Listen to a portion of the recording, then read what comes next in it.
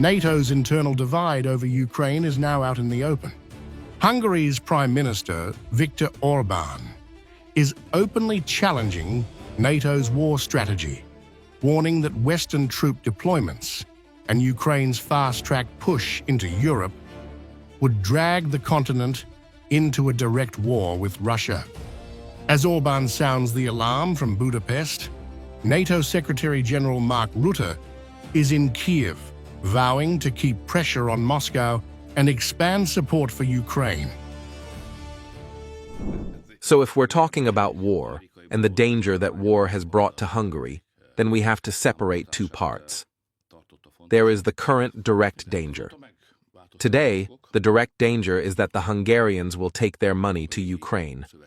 The next danger is that they will take the Hungarian youth, recruit them as soldiers. This is what they're talking about in Europe. The European Army, the Joint European Command. We're not going to give it to them. So someone else would have the right to recruit the enlisted Hungarian youth. This is unacceptable. Orban says NATO's plans to put Western soldiers on Ukrainian soil would turn European troops into targets for Russia and pull Central Europe onto the front line. And it's not just the NATO Secretary-General's words, but there are written agreements between the French and the British. There are so-called strengthening German declarations, which say that they want to recruit soldiers in Ukraine. I think they call this a security guarantee. What the Russians said, and they say it every day, they say, don't do this. Because if Western soldiers enter the Ukrainian territory, they mean a military target for the Russians, or they will shoot at them.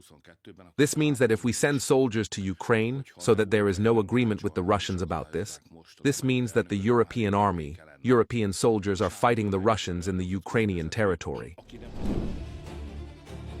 Orban also warns that bringing Ukraine into the European Union would make war with Russia unavoidable. The Ukrainian European Union membership means that we are taking a country that is at war with Russia, and if a member of the Union is at war, the others also need to get involved in this war.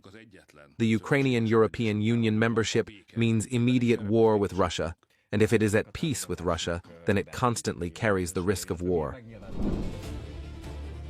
In Kyiv, NATO's chief, Mark Rutte, is delivering a sharply different message, accusing Moscow of not being serious about peace and doubling down on pressure and long-term backing for Ukraine.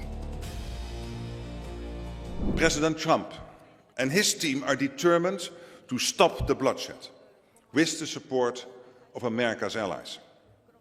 And it is clear that Ukraine is committed. Direct talks are now underway, and this is important progress. But Russia attacks, like those last night, do not signal seriousness about peace. Rutte says Russia is losing and paying a heavy price for the war, arguing that sustained pressure is working. We know Russia is paying a heavy price for this war, with over 1 million casualties to date and rising. Yet, despite Putin's willingness to sacrifice countless of his own people, he is not winning. Any gains on the battlefield are grindingly slow. And while China, North Korea, Iran and Belarus continue to support Russia's war machine, Putin's economy is suffering the impact of isolation. And increasing pressure on Russia's shadow fleet is beginning to bite. Rutte says NATO will not back off, even as talks move forward, promising years of support for Kyiv. Orban says NATO's path risks dragging Europe into a wider war with Russia.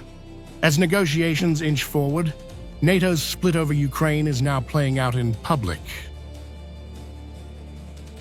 We will keep up the pressure on Russia, and we will continue our support for Ukraine.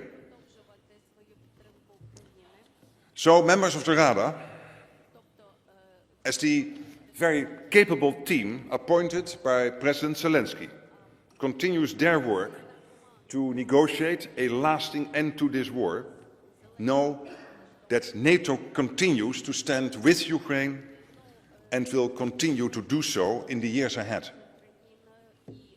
Your security is our security.